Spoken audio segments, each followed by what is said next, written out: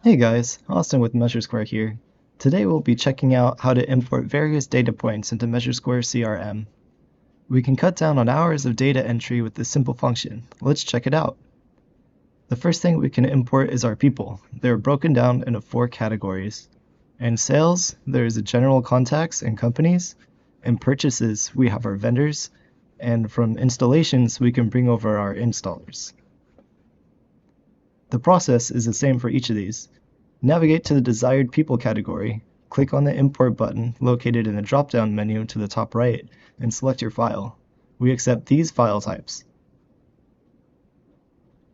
Apart from importing people, we can also import products and diagrams. Products can be brought over from a similar menu. We accept files from MeasureSquare Cloud and QuickBooks in addition to the previous types. Diagrams again uses the same type of menu to import files. These, however, need to be .fez files, either taken from your MeasureSquare Cloud or from a file stored on your computer. This can also be from another cloud service, such as Microsoft OneDrive or Dropbox. Importing your people, products, and diagrams can all be done by one person up front and saves time for your whole team.